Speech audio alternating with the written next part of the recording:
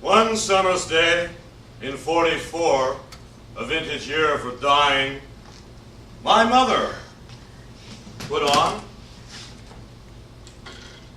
her good black dress with the lace collar, the one she always wore, as befits a lady, for her weekly gin game at her sister Martha's. It was 10 o'clock a.m. Ah, these little presumptions of accuracy. She also put on her good black hat, wax flowers around the rim, and a pair of white gloves, the left thumb mended. God resides in details. Wax flowers around the rim? Correct me if I'm wrong. Can't remember any wax flowers around the rim. The black straw hat with a white silk ribbon. Wax flowers around the rim. Sounds better. Yes, my darling. It does. There she stood, looking at herself in the mirror with those incomparable blue eyes, which were to save her life that day, and let out a sigh, as was her habit. Give us an example of that famous sigh.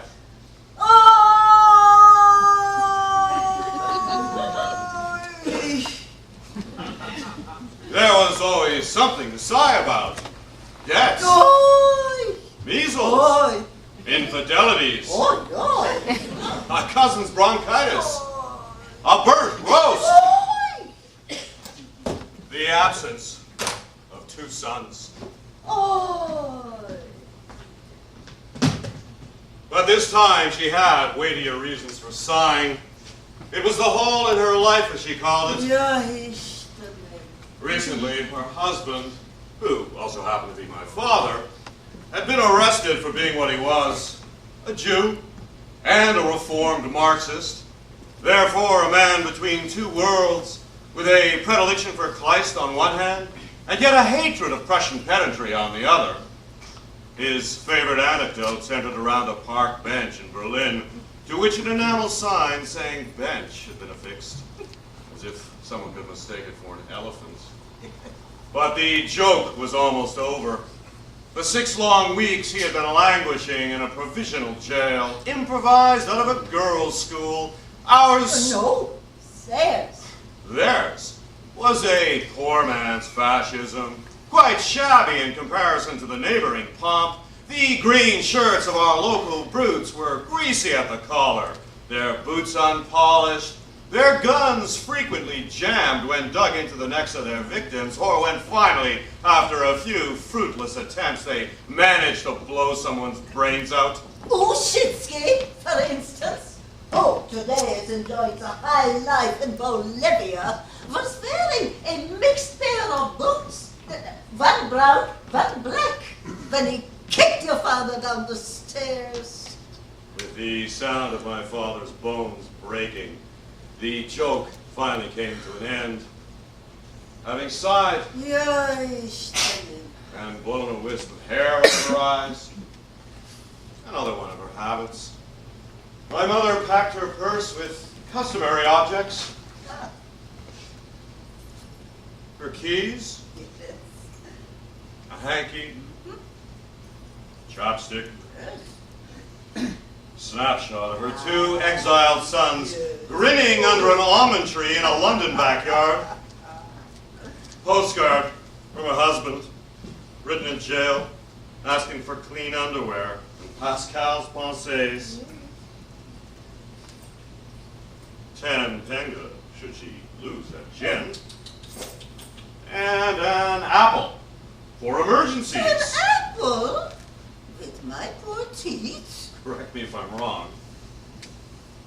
Plums more like it. Oh, they were sweet that year. And she went out, quietly, through the back door. In order to avoid the Chobotniks, a fish-faced family of fascists who were occupying, by government decree, 3 of the 4 rooms of our apartment, including the boys' room at the back, where I had lost to the chubby wife of a saxophone player my virginity. I remember her, lying spread-eagled among the mothballs as I, sneezing, labored towards premature bliss. Persons of this sort! Chobotnik said on arrival, as he and his Piscine brood stood awkwardly among the cases and crates. Do not deserve such luxury. She was referring to the spaciousness of the apartment, not to my initiation into manhood. The wife, though she believed that Jews were fond of drinking Christian babies' blood, would sometimes show small signs of charity by leaving a pot of goose lard or a few apples outside my mother's door. Plums! What is that? A modest musical effect. Oh! The piano, remaining in the confiscated part of the apartment, was used by the Chobotniks for storing canned food. My mother, however, used it for as long as I can remember as a ventilation of hope and charity. Correct me if I'm wrong, but in all the years that I've known you, Mother, you could only play one song, a German one. My last vague memory of it over the years being that of a one-finger version at dusk. In times of stress, when I had scarlet fever, or your husband came back from the war all frostbitten, you might sing this German song unaccompanied.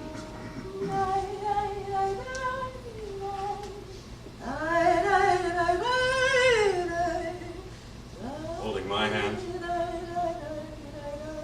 or his, until one day, I believe it was the day you sewed the yellow star onto the breast of your good black coat, you stopped singing it altogether.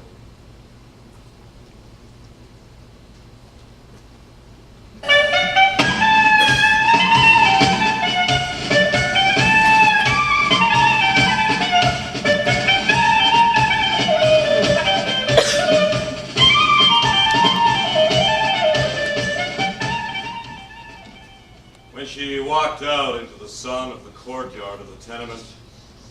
She was aware of little eyes peering at her from behind curtains, still curious at her metamorphosis, officially decreed from Our dear neighbor, into stinking Jew.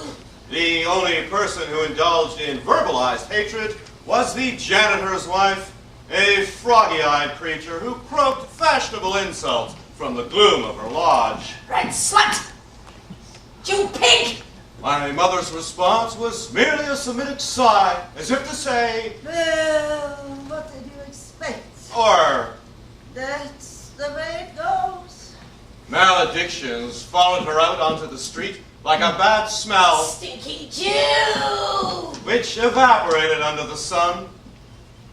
She stopped for a moment to enjoy the summer on her face, then walked on, past the grocers, who no longer waved to her, past the barbers, where I had gotten my first professional haircut, and the drapers, now shuttered, for he too had recently been arrested. By the time she'd crossed the grass in front of the Café Barrage, at whose bar I had once wept teenage tears into my true love's velvet lap, she was being followed by 2 detectives, to whom she'd been pointed out by the barber. Mr. Klopka, how's your cat? Tabori, He dropped the misses so as to assert his authority. Yes? follow us. Inconspicuously. Is anything wrong? You're under arrest. Whatever for? Whatever. Whatever. You're being deported. Now? implying the absurdity of all arrests, and in particular of this one. On a sunny day, en route to a gin game? Yes. Now. What did you expect? That's the way it was in those days. In my hometown, for Jews and non-Jews alike, people faced disaster with equanimity. Panic or indignation had no place there. Not after so many sunny days of horror. That's the way it goes. The three of them stood for a moment in the sun, looking away from each other. The two detectives, Klapka and Glaudy, were in their 70s and recently recalled from retirement for theirs No hours. was an understaffed kind of fascism, nervous about the fact that there were more Jews, Friends, liberals, faggots, and other criminals. than policemen. These two should never have been called back into service. Klapka had asthma. Glaudy the gout. Besides, they'd never been any good as detectives. Klapka had bungled several easy arrests, and Glaudy, while beating up a communist girl, had broken his thumb, and so become the laughing stock of the force. Out of breath and smelling of mothballs, they were dressed in the turn-of-the-century manner of lawmen, with bowlers, and heavy canes, and horn-like mustaches, waxed to fine points, like the late Kaiser's. They stood for several seconds without saying a word. Finally, my mother looked around for the police car, but there was none. Klapka and Glaudy, not to mention my mother, were too unimportant to be provided with such luxury. So they escorted her to the tram stop to catch the number 6, which would take them to the Western Station, where a train had already been assembled with 30-odd cattle cars to accommodate some 4,000 deportees. There wasn't a cloud in the sky. Oh, yes, the weather.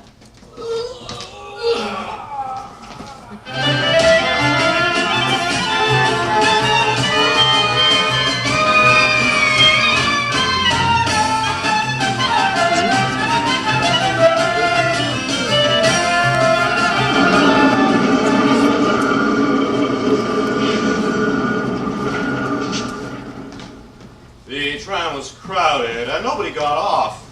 The two detectives, not knowing how to be both inconspicuous and assertive, stared at the conductress, who was lounging sloppily in the door. Stand back there. Stand back there. Asked the conductress, and did not move. Until my mother looked up at her with those incomparable blue eyes. The conductress responded by bumping the crowd along with her hip, opening a gap, and helped my mother up the steps. She squeezed into the crowd, which stood as stiffly entwined as in a vertical mass grave. Klapka, gasping for air, could already sense disaster. Glaudy, who had never forgotten the mockery of his colleagues, decided to forget the instructions about acting inconspicuously, fumbled in his pockets, and produced the handcuffs. His credentials, as it were. State police! But the conductress had already blown the whistle, and the tram began to move. Glaudy, rattling the cuffs, put a foot up on the moving step and stumbled against the lamppost. Klapka, trotting out to the tram, reached out the curved top of his cane. My mother, never having been able to resist a gesture for help, grabbed hold of the cane. The tram was gathering speed. Klapka's hat flew off. He let go of the cane and, wheezing with asthma, called out like an elderly lover. Wait for me at the next stop. And then I turned to look at the crowd for advice.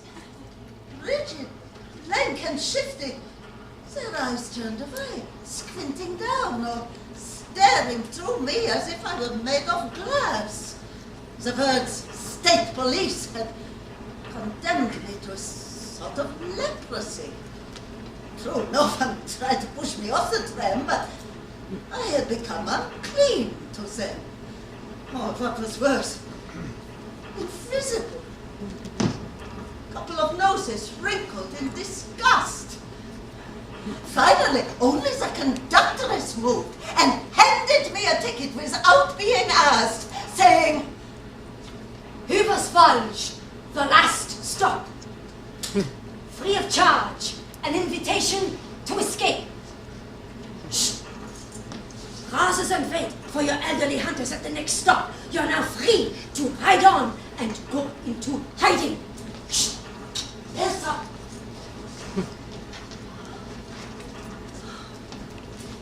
But how does one go into hiding at the age of 60? When you're a lady wearing a good black dress and black straw hat with a white silk ribbon. Wax flowers around the rim. Oh yeah, the wax flowers around the rim. And where to? Into the hills?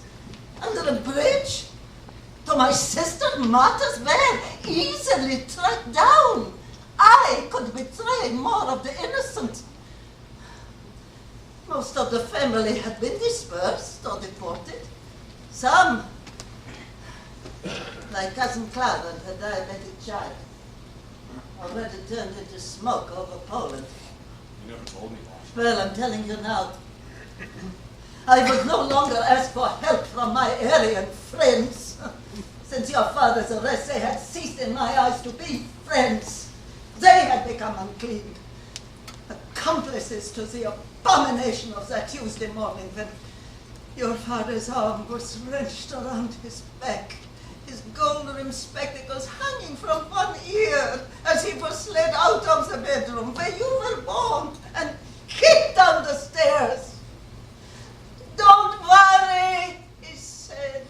An injunction both heroic and stupid. That was not all he said. He also said, Elsa. Elsa? No, like a child. Elsa!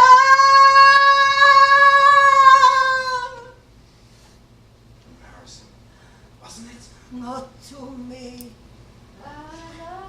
The conductress, humming a popular tune, shouldered her way through the crowd.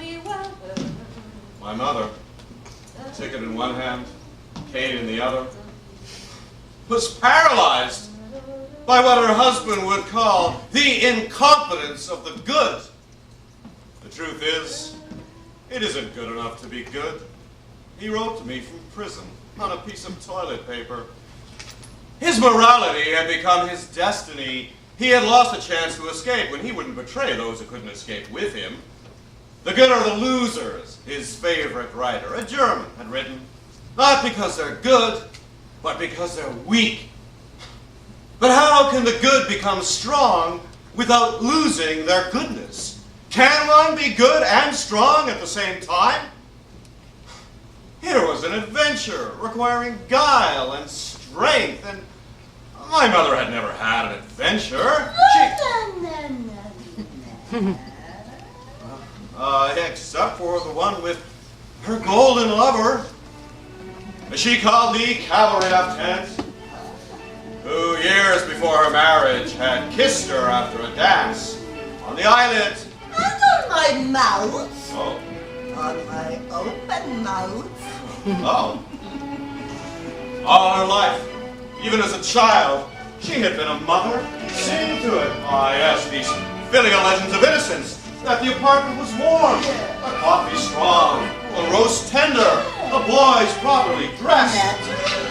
Oh, but these skills were of little use now, and she would have had to behave like Lenin, or preferably like Douglas Fairbanks. Her idol, who could swing from roof to roof as the thief of Baghdad and fence with an army of fence.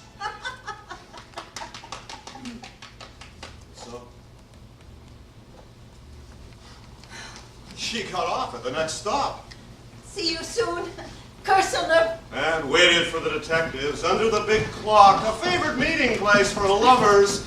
They arrived on the next tram, sure that she had gone underground. That was a wise decision, madam. Tell me, where are you taking me? Actually? Auschwitz. Where? Jewish bakery. Oh.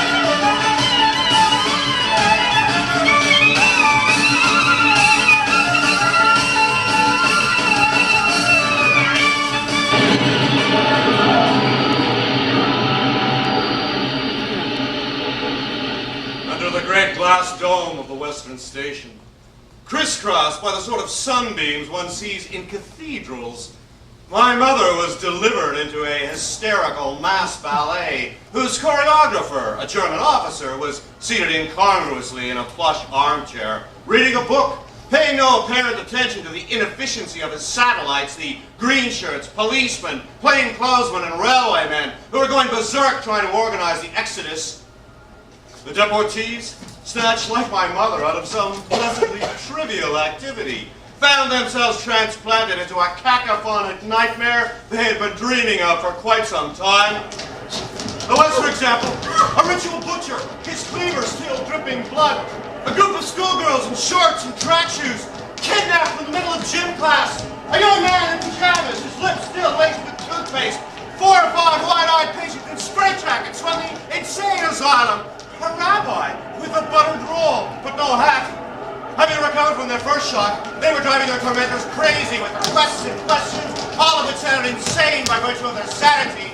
The lawmen, rushing up and down the platform, were trying to push, shove, and kick the crowd into a coherent line so that they could be pressed into the cattle cars whose side walls had already been lowered.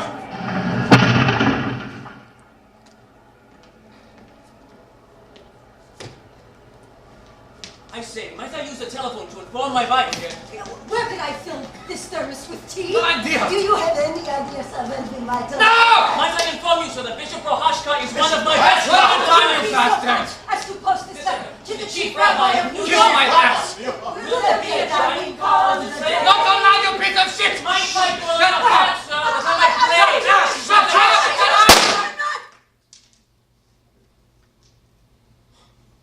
The chinless wonder boy of a green shirt finally freaked out on top of the baggage cart and fired a shot into the air. The German officer, who'd been unraveling a handkerchief, blew his nose, got up, and said, Good!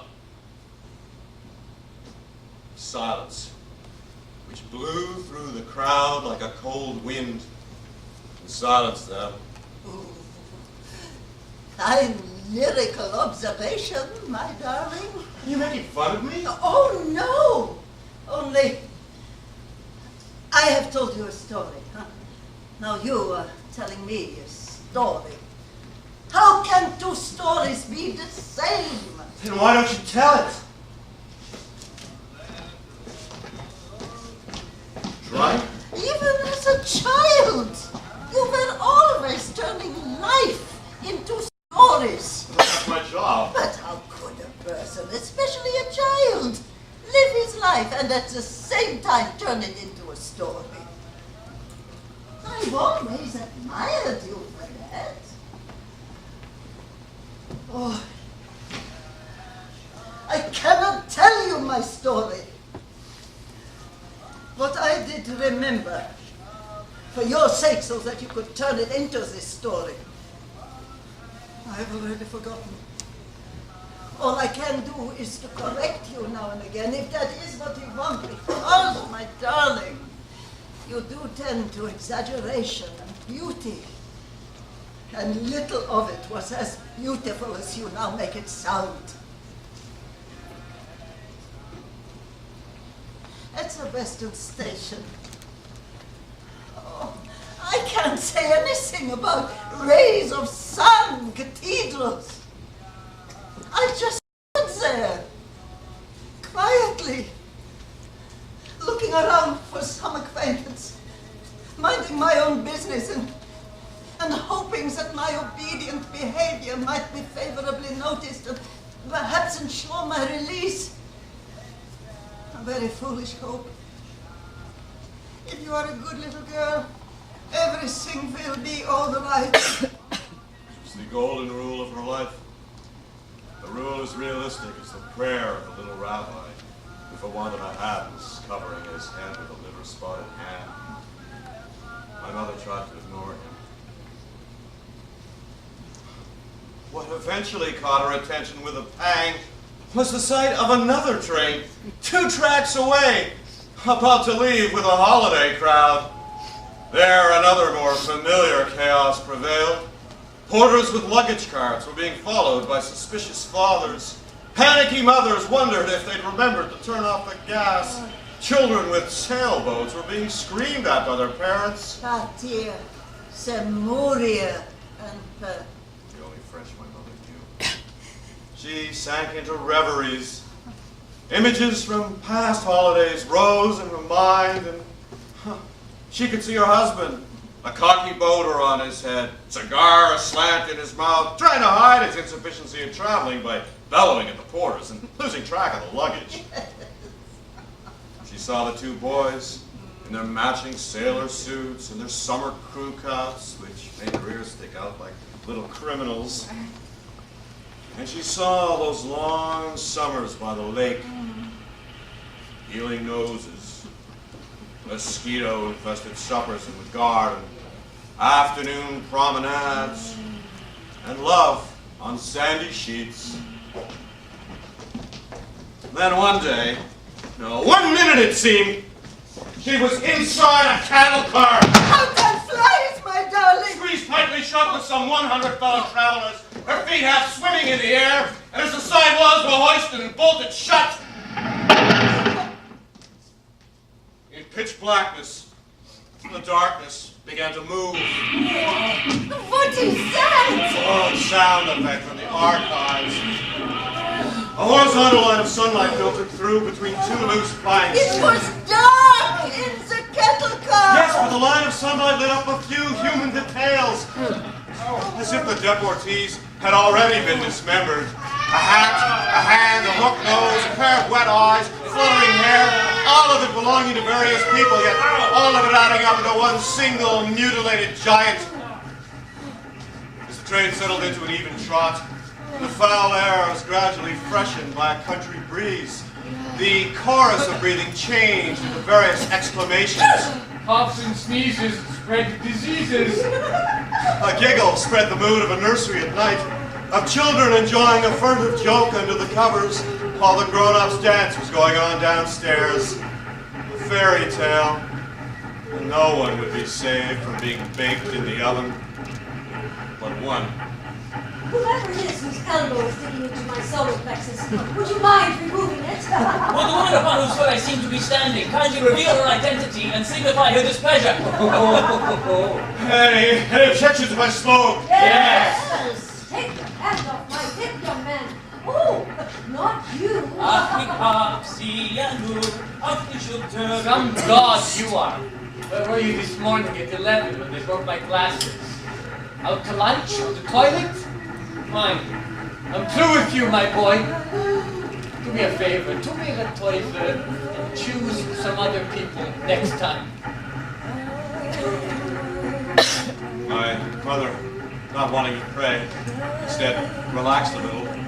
The darkness surrounding her began to identify itself. Bits of dismembered detail making their presence felt. To the left of her, someone smelled of floor wax. Another had wiry hair. A third wore bleached rough linen. A fourth, a sweat-soaked blouse. Where are the children? Dead. I'm not a child. I'm not even Jewish. I'm not supposed to be here. I was just visiting the Hirschlers. Olga's my best friend. Her parents had gone out to sell the last of the linen. I only wanted to trade. One of my Clark Gable photos for two of her Greta Garbos. Oh, but it didn't work out because she had already traded her two Garbo photos for one of Willy Frost and one of Willy Fritsch. Then 4 men came in. One of them was German. They wanted to know where Olga's parents were. Where is your mommy? Where is your daddy? They asked, oh, sweet like honey. Olga's a communist even though she's only 12, and she said, piss right off, you fascist pigs! Yeah. They stuffed her head into the toilet bowl until she was blue in the face like a fish. As for me, they laid me on the kitchen table. One of them sat on my face. The other two spread my legs, and the fourth one hauled out his big gold thing and tried to stuff it into me. Oh, he fumbled and fumbled until finally I said, oh, blessed Virgin, get to the point. Which he did. Oh, it hurt like hell. I'm not a child. hurt anymore. I'm a woman now. I'm bleeding for the first time. Oh, thank you. Thank you. Oh, it's a wonderful thing to be a woman. Yeah. Now I can get married. How can a person prove they're not Jewish? I have no papers. Evidently not. Switzerland, 5-star hotel, breakfast in bed, eggs in little china cups, freshly squeezed orange juice. Tell me a story. Once upon a time, there My was mother was never that good at storytelling, but she told her the fairy tale of Hansel and Gretel. Only she left the part with the elven elves. Until then, it seemed to her that she'd been standing on the bottom of muddy waters. Now, there goes another wretched metaphor. Now, buttons, knuckles, earlobes, and shin bones became visible in the darkness around her, and then, to her great astonishment, a hand began making its way up her good black dress. Isn't it? Now comes what you call the love story? Yes! Now comes what I call the love story. But aren't you ashamed of telling Yes, that? I am. That's why I'm telling it. Tell your mother. Yes, Mother. One night, if I might make a small diversion, I must have been 10 or 11. We were spending the summer on Lake Balaton, and I was awoken by what would be politely called the primal scene. You and your husband were copulating. That's the first time you hit me. Could you use such vulgar language in public? Is it, or is it not true, that in the darkness of the cattle car, a hand was moving up inside your good black dress? Yes. But... This hand was moving. My hand was moving up inside your good black dress and stopped shyly before rounding your left breast. At the same time, my chin descended on your shoulder and came to rest. You blushed and moved a couple of centimeters forwards, but with my arm encircling you from behind, my hand clasped your breast firmly and pulled you back. Apologetically, there was a body belonging to the hand, my body, and it pressed against your backside. As you made the last struggle to free yourself, my voice whispered into your hair, "Please, it will be the last time." Then the hand respectfully released her breast, waited, then rested on her breast again, 2 fingers caressing a nipple. Well, such is life. My mother was about to say, but she said nothing, for the hand was pleading in such a childish way, asking for help rather than making a conquest. My mother couldn't remember the last time her breasts had been fondled. She was almost 60 that day, and by then sex to her was a chore she had put away with other childish things. For a moment she thought of her husband, languishing in jail. What would he say? They never discussed such things. He was a prude who had once shown a cousin the door for using the word testicles in front of my mother. The last time he had pleasured her had been 8 years ago, I suppose. In a Corinthian spa, on the squeaking mattress of a white hotel set in a sea of fir trees. I say, I suppose, sons as a rule have a peculiarly romantic idea of their parents' sex life. At least that's what my son tells me. She liked to feel her husband inside of her, I suppose. The way he called her, my little Elsie, his balding head burrowing into the pillow as he came, I suppose. She'd never had another man in her life, I suppose. And now, in the cattle car, the body belonging to this tender but anonymous hand was striving hotly against her backside, seeking entry and release. No one had ever made love to my mother standing from behind, not even her husband, I suppose. She wasn't sure in the cattle car on the way to Auschwitz just how it could be done, if at all, through her good black dress.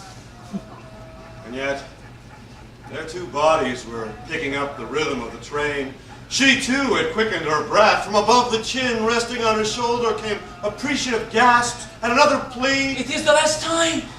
So she bent her knees and opened her bony behind to the warm spray that stained her good black dress. The little rabbi's prayer had never ceased. After a while, my hand released your breast. My arm and chin parted from you. Your hair was blessed with a kiss. And I wriggled away into the crowd. You never found out who your lover was.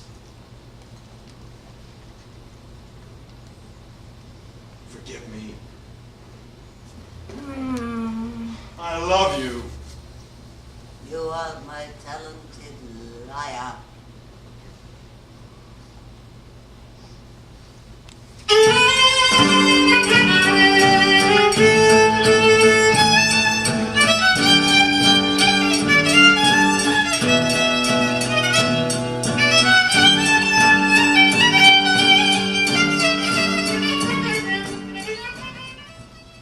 When the train spat them out at the border of Chapron, The last stop to death. as the saying went, to change into a German cattle car, much cleaner than their own.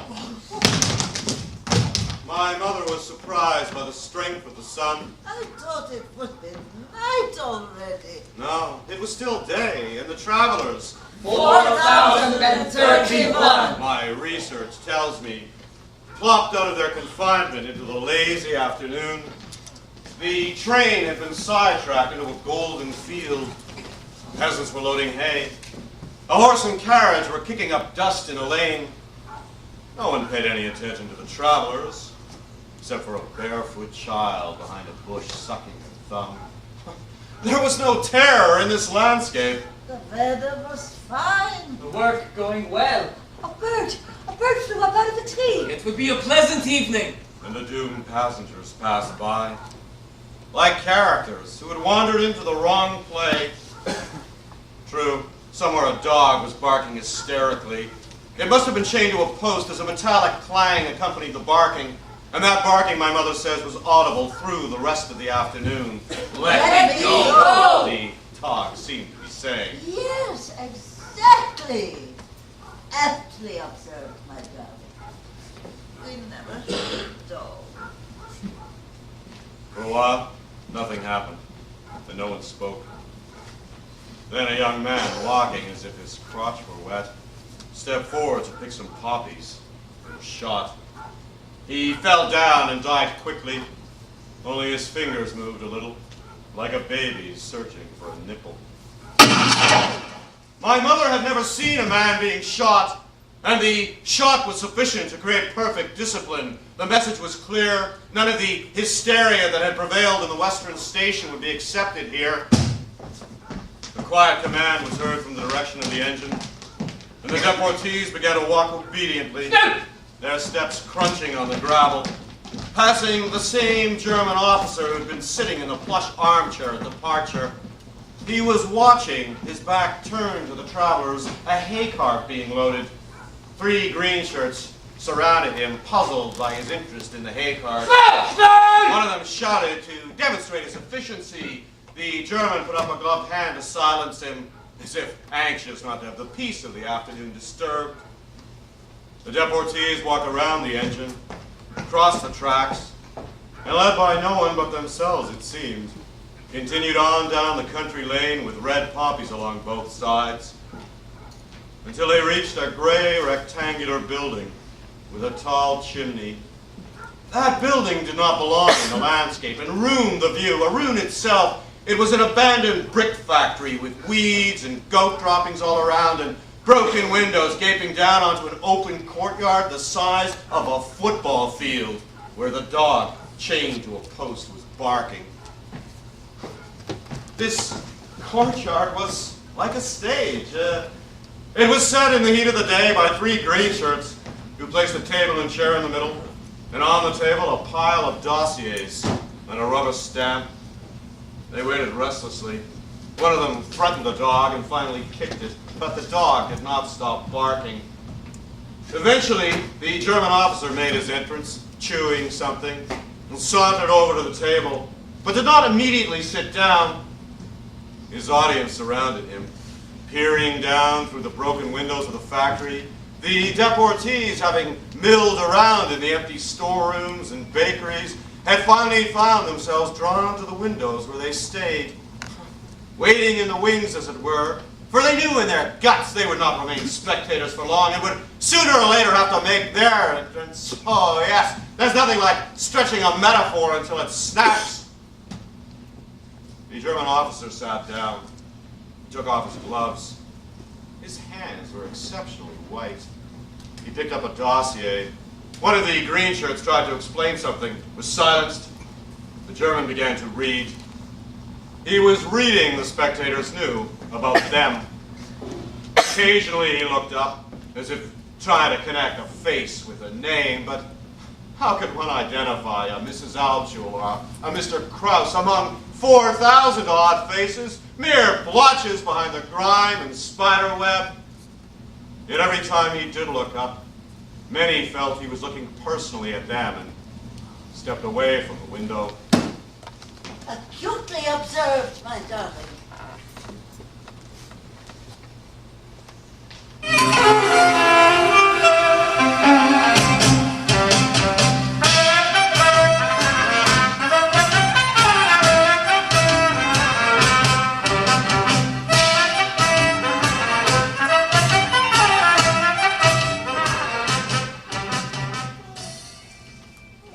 It must have been about 4 in the afternoon. My mother, not easily entertained, began to feel bored and somewhat guilty about being bored. How dare you be bored outside the gates of hell? She walked around, hoping to scare up a gin game, or at least a piece of paper so she could kill time writing an explanatory note to her husband. As she walked around the crumbling factory, descending at last to the ground floor, a decision that would save her life, she thought she had the right to enjoy the frivolity of a card game. Downstairs, the crowds were thicker, standing in ranks by the windows, milling around. She picked away through them, uttering apologies like a latecomer at the theater, and found herself in what used to be the staff entrance, an empty hallway with nothing in it except for faded security instructions on the wall. The lack of other entertainment, she read them. The dangers of smoking, of spitting, of subversion.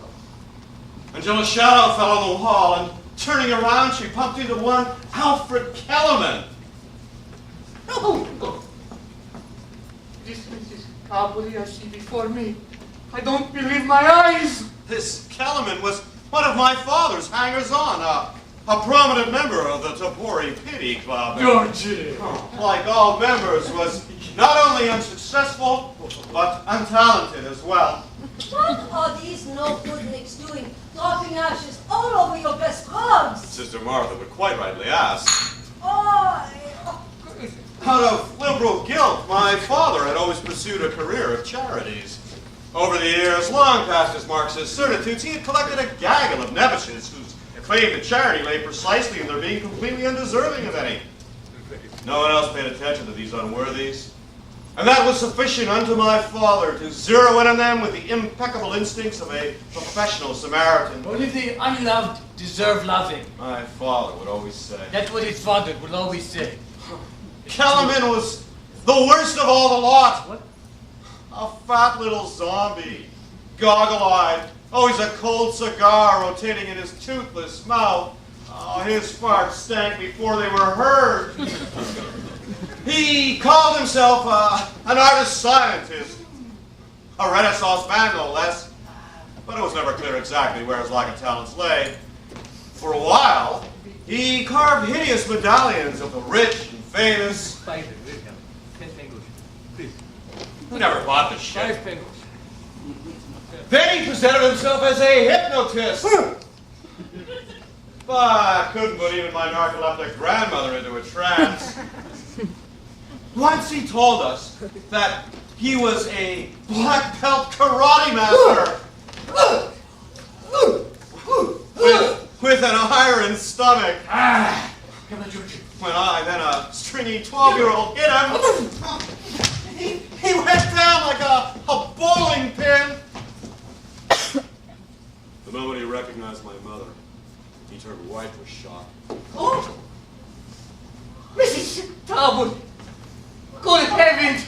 I don't believe my eyes. What are you doing here? What do you think I'm doing here? Taking a vacation? But you're not supposed to be here. I know I'm not supposed to be here. No one is supposed to be here. No, never mind the others. But you, Mrs. Tabori, the wife of big Cornelius Tabori, what is she doing in these shit surroundings? Look around for yourself. Is this an appropriate place for the lady with incomparable blue eyes? There! It's filthy! It's inhuman! The toilet facilities are appalling. The catering is beyond contempt. How can you permit them to treat you in such a manner? How dare they? What could have possessed them to stick the wife of so eminent a human into this pigsty? How could I permit them? What do you mean, Kellerman? How could I permit them? It's an outrage! You must go immediately and lodge a complaint. Oh, no. Tell them in no uncertain terms. Demand to be released immediately. Return to your home with a written apology. Demand suitable compensation. Now see here, Kellerman. That's enough other excuses. Go out in the yard. Tell that German officer enough is enough. The time for pussyfooting around is over. Your patience is exhausted. Make the bastard get over! Kellerman! My mother was becoming annoyed in his naivete when she realized that his eyes were cracked with insanity. With his unironed stomach, he was giving her fast little shots towards the glass door that opened into the sun. Tell him the whole thing is a mistake. Tell him to let you free, dear madam, or he'll wind up in Siberia. He had already opened the door, pushed her out, closed it, and was leaning against it with all his weight. There she stood, at the edge of the yard, a cruelly long way off from the table and chair in the middle. And she could feel the eyes of 4,000 odd people upon her. She was quite alone in the sun. She had never felt lonelier. So she began to walk. In her good black dress and her good black hat, wax flowers around the rim, in her white gloves, the left unmended, clutching her purse with the apple in it. Plums, my darling.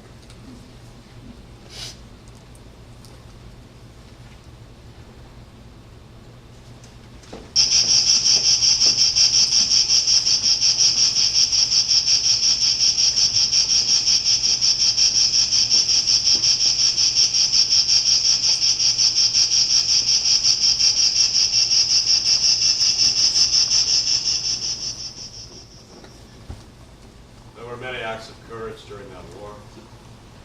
Yet I must celebrate my mother's courage for walking away from the safety of numbers, expelled from the anonymity of being one of 4,000, 4 million, 40 million warm bodies. We've all stopped counting the dead, though they make the earth buckle. Among them, she had felt safe and hidden. With them, she could hang on in ultimate solidarity, even as they were led into the fire.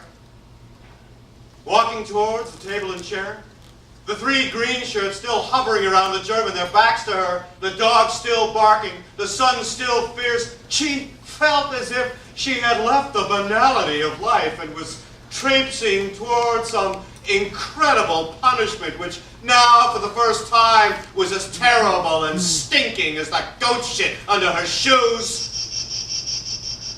8,060 eyes accompanied her walk. Condemning it, she felt. Having abandoned them, albeit by Kellerman's shove, she became a traitor. She felt naked. And I can see her now, walking, naked. And this nakedness became the measure of my mother's courage. Who had seen my mother's nakedness? Not even her husband, who preferred to make love in the dark. As for me, the only time I ever saw her naked was when I was born, and my eyes were closed.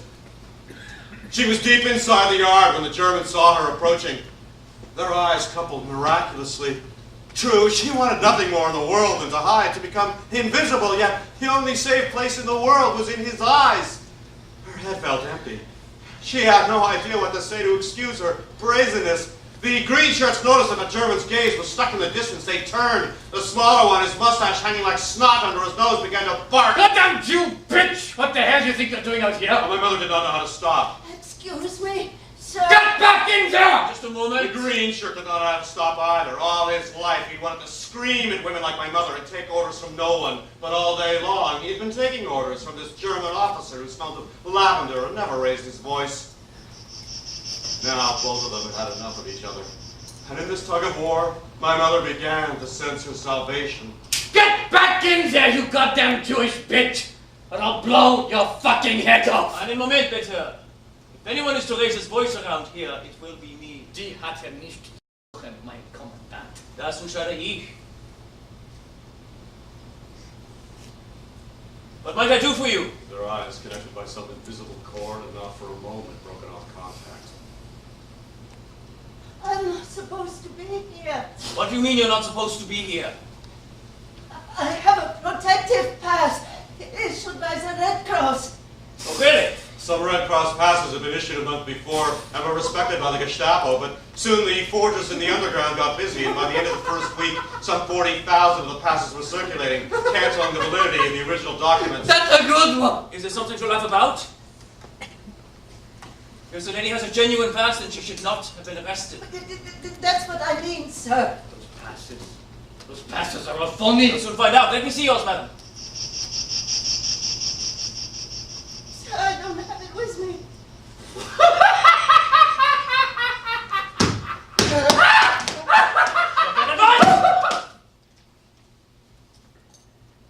But madam, if you do have such a pass, you're meant to carry it on your person at all times. I know. I'm very sorry, but it couldn't be helped. What do you mean by it couldn't be helped? Yeah, what do you mean by it couldn't be helped? It's this way. My husband and I have been issued a single pass between us, and my husband is in jail. No, that's a mistake, but let's not go into that. He has a pass with him. I barely ever go out. I wouldn't dare not without the pass. But this morning my sister Margaret calls. She's not feeling well. She suffers from epilepsy. She asked me to visit and play a little gin. I couldn't very well refuse. I mean, who would let her only sister suffer a fit without even the comfort of a little gin gang, which happens to be the only thing that calms her down. On my way there, I was arrested. Anybody can say that. This lady is not anybody! Nobody is just anybody! Everybody is someone, understand? Jawohl!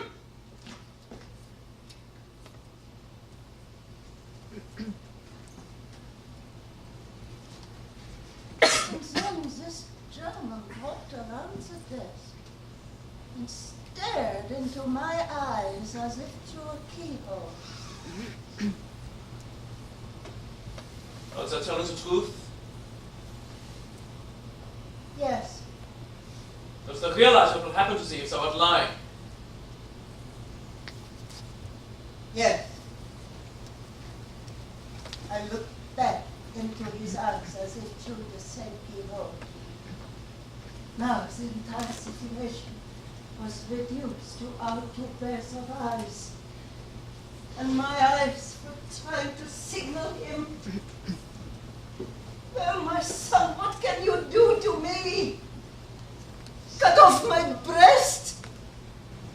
Hang me up and let the birds peck out my eyes?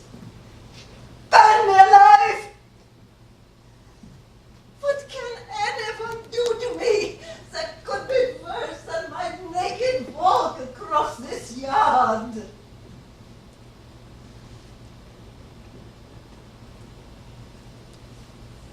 Good.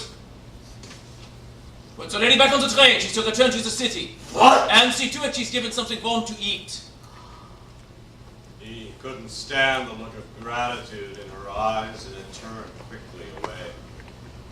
Yes, that is true.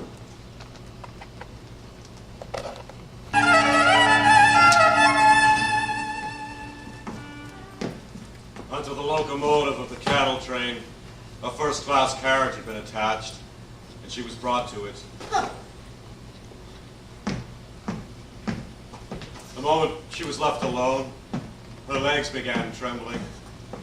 She wet her panties, but dared not go to the toilet.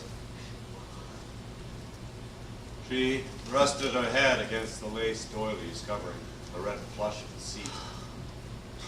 Facing her was a photograph of a spa. She looked at the white hotel set in a sea of fir trees. Yes, that sort of life is also possible. She remembered her last night of love on the squeaking mattress. Does anyone have the right to make love in a white hotel while dogs are chained at posts? Goddamn Jews like my mother are forever moralizing. 10 years later, under an almond tree in a London backyard, she began to put some of these details down in writing. Her spelling was never much good. I had always thought of her as lovable, if a bit simple, yet she proved capable of thoughts like these.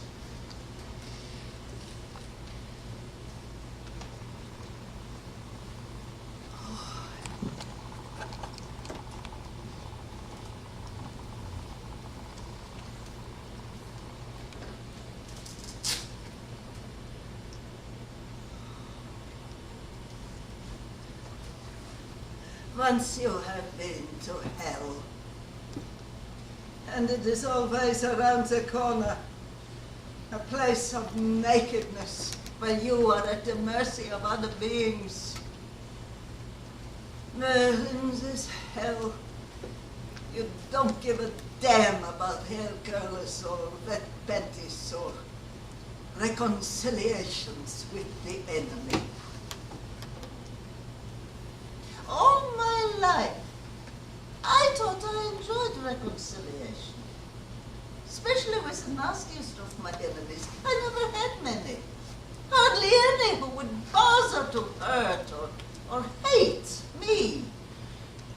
But my constant dream was the handshake and the hug with someone I despised. Well, to hell with them. Beware of looking the enemy in the eyes, my darling, or you might stop hating him and so betray the dead. I am now a bad little girl. I had always been a good little girl, forever helping those in need. For instance, my father, who was kicked out of Isham, among other spars. Although an excellent father and physician, he could not help seducing his female patients as they lay like chicken on his examination table. Now, I could help my father by cutting his toenails, for example. And that German officer with the true blue eyes, he behaved like a father to me. Or a son, no difference. And yet I hate him for having to love him, which I do. After all, he and his brothers burned my Cornelius and my martyr and 80 others of my flesh and blood. I can never forgive them. May God strike me dead if I do. And the next time around, oh, I hope I'll be dead by then and out of this confusion of hearts. But the next time around,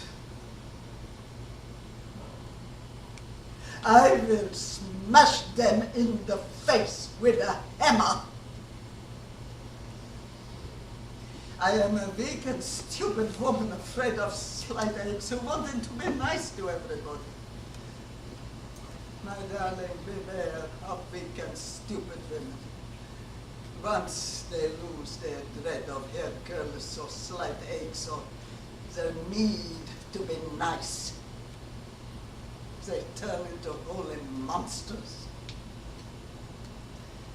Sitting in that first-class compartment, in my wet panties, I wished I had been a witch.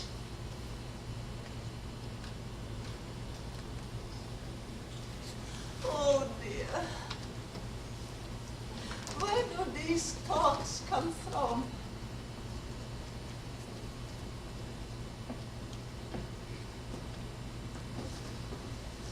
The door of the compartment was wrenched open, and another enemy came in, a German soldier, very young. Why are they sending these children to the wars? And he brought my mother cabbage soup and a piece of bread.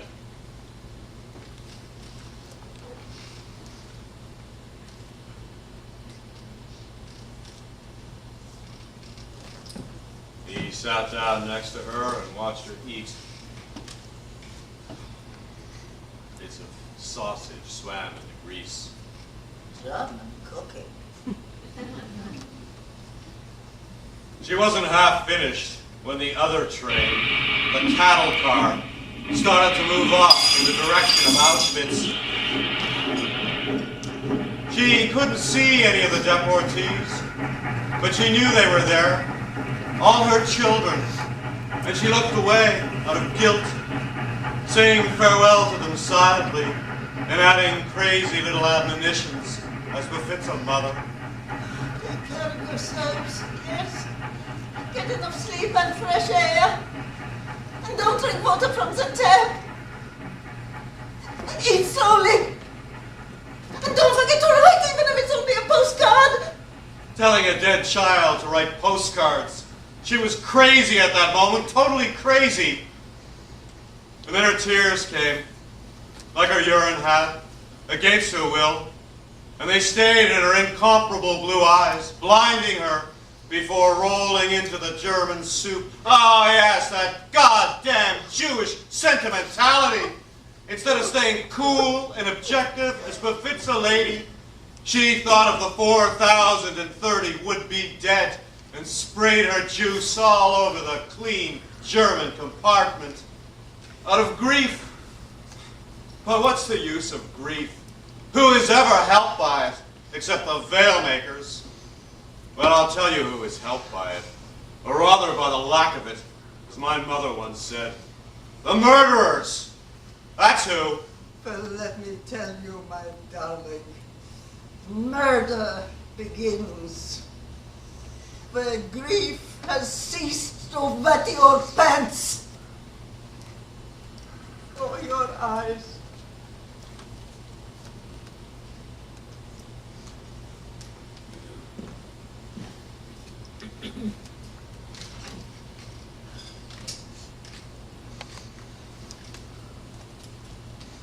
Don't you like this soup?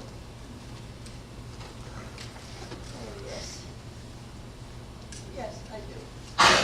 And she gagged on it and dozed off. Oh.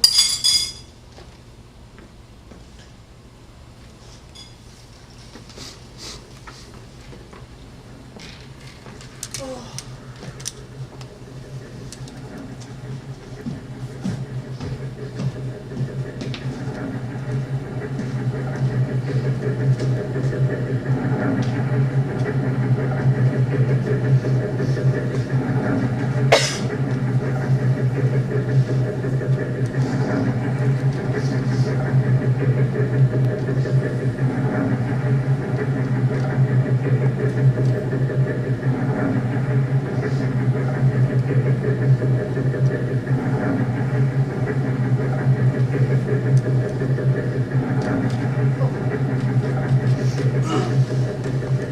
Forgive me for going to your purse, but I was hungry.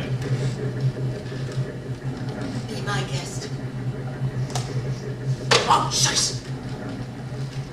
You see, the cabbage soup has sausage in it. Why hadn't you noticed? I am a vegetarian, a recent habit. One thing, but the thought of eating dead flesh no longer appeals to me. Don't say. It's all right, I did wash it. Started in Hamburg after a blitzkrieg. Do you know Hamburg? I was in a restaurant, and the steak was brought to me with artfully arranged vegetables. And suddenly, I saw it for what it really was.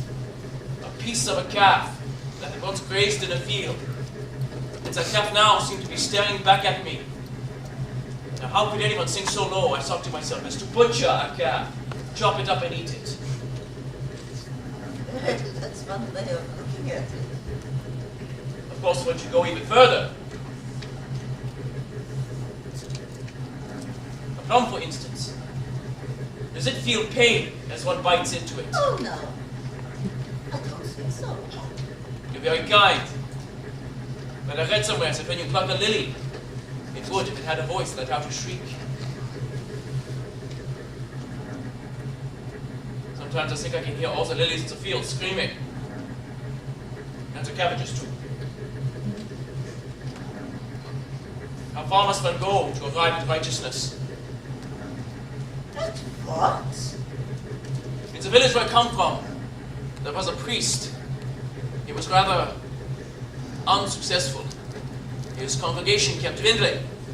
On certain Sundays, there were hardly more than 5 people lounging in the pews, being brought to tears by his sermons. Well, he would comfort himself at night when he was unable to sleep. Jesus is on the side of the losers. A loser himself, as befits a God. The message of love being an outcry against vanity and success. All religion is grounded in failure. That is to say, since failure is a fact of life, at least it had to be sanctified. What I like about Christianity, and Judaism of course, is that they're so realistic. They allow for failure. That is to say, sin. They accept the weakness of man.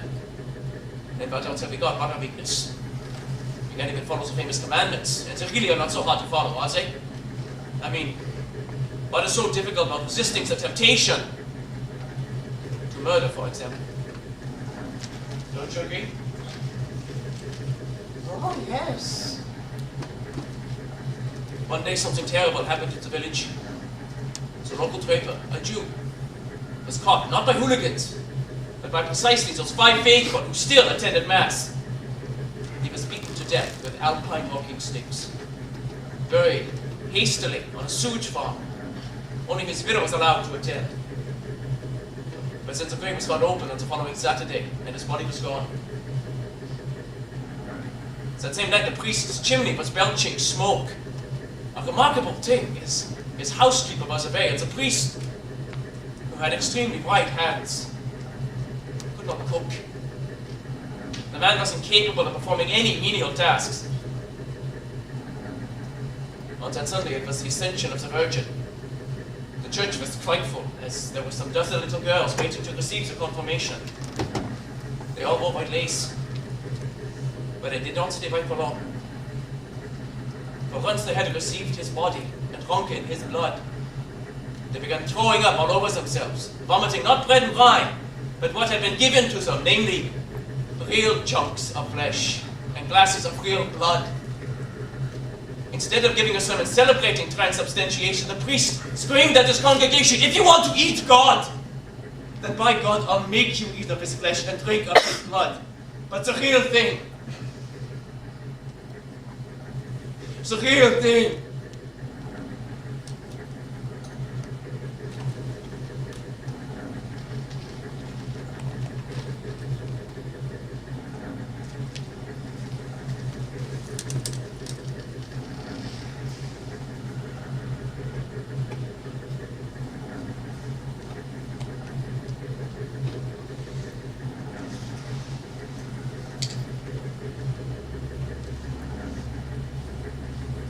terrible story, don't you find?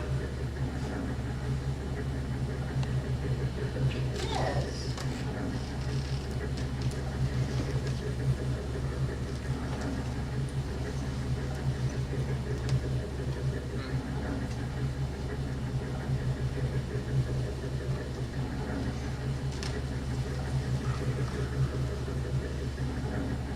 When we arrive at the station, I will have to turn you over to the police so that they may check your pass. And then you will be deported again, and I don't believe I'll be able to save you a second time. Before that, however, I will have to go to the toilet. Good luck. Arms never faileth, St. Paul might say. As the way things stand, I will be on the toilet for quite a while. Is that so? If I should not return before you arrive, make yourself scarce.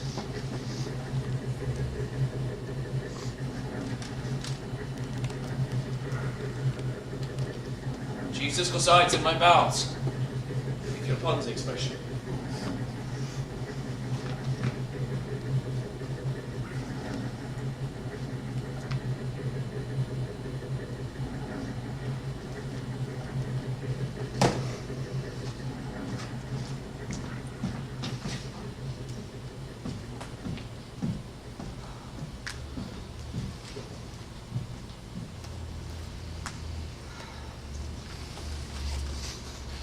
She never saw him again, although she waited 5 full minutes after the train had arrived. No one paid any attention to her. She took the number 6 tram to her sister Martha's. It was late. Where have you been? A cup of coffee, please. It's 10 o'clock. What the hell do you mean by turning up so late? Had I known, I would have asked some oyster actors to play instead of you. My mother was taking off for the first time that day. Her good black hat and the gloves. Where have you been all day? I will tell you. The hell you will for? Stories we've had enough out of you. And your crazy son George, who lied his way to immigration to London, where he now sits telling lies over the BBC and buggering virgins. No. Something has happened to her.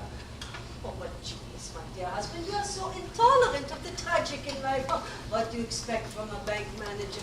Half his stomach eaten out by bleeding ulcers, already at the table, cutting the cigarette in half, putting the stuff into the holder and lighting it.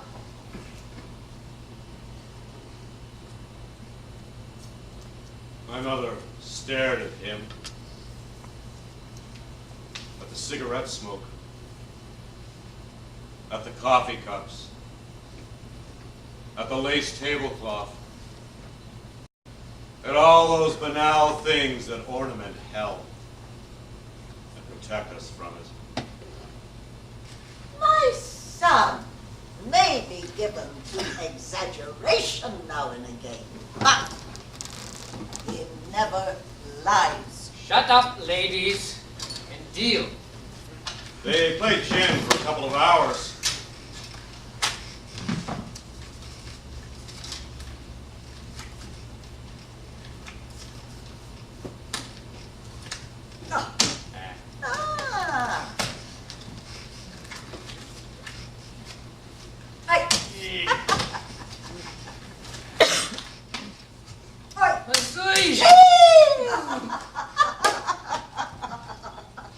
By midnight, when they paused for tea and a cold snack, my mother had won 2 penge, 35. So she had every reason to be pleased.